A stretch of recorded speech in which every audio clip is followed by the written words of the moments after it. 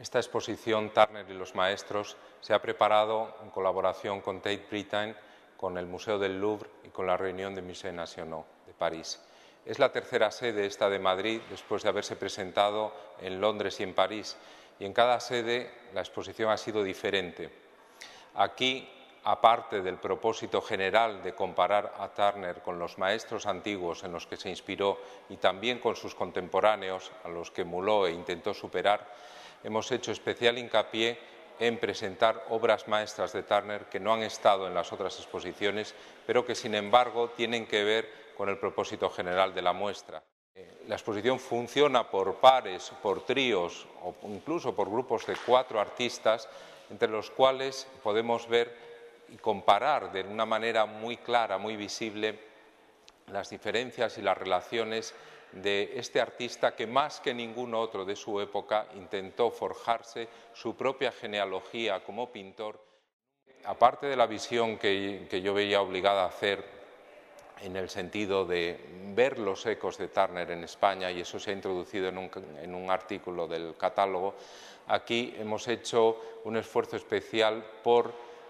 sustituir algunos pares muy relevantes de obras que no habían podido venir, y creemos que ha sido un acierto esta sustitución, no haber renunciado, sino tratar de sustituir, por ejemplo, el Van de Velde del Principio, que es un cuadro magnífico del National Maritime Museum de Londres, que es un par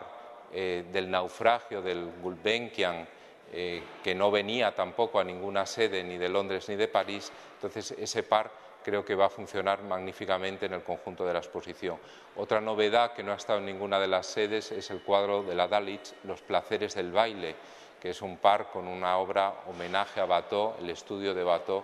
en donde se reproduce este mismo cuadro, con lo cual tendremos esta posibilidad de disfrute muy estupenda, ¿no? Y también tenemos los cuadros de la tarde del diluvio y la mañana después del diluvio, estos dos junto con el homenaje final a Wilkie, el cuadro de Paz, Sepelio en el mar, que es un cuadro maravilloso y que está en esa década final de Turner, ya en el año 43,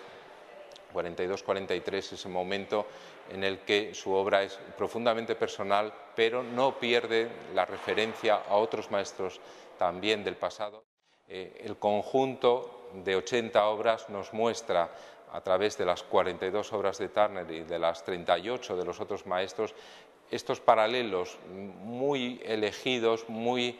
estrictamente definidos, que permiten entonces ver obras que el propio Turner tuvo en cuenta como referentes u obras muy parecidas a estas, y ver también los homenajes específicos que el pintor hizo de algunas figuras maestras del arte anterior a él. Y así tenemos, y la exposición lo muestra desde los mismos orígenes como pintor de Turner en la última década del siglo, la comparación con la pintura veneciana, con el gran paisajismo clasicista de Claudio de Lorena y Poussin, y Gaspard Duguet también, que era una de las bases más frecuentemente repetidas que estaba en la raíz de su arte, pero también con el paisajismo holandés del siglo XVII, que aporta la dimensión más moderna de atender a una atmósfera cambiante con un carácter empírico y de observación del natural que le sitúa precisamente en la senda de la renovación, de la cual el siglo XIX se va a hacer posteriormente eco hacia el naturalismo, ¿no? Además de estas dos grandes líneas, esas dos grandes orientaciones, Claudio de Lorena y Poussin por un lado, Rembrandt, Ruysdael, Cuyp,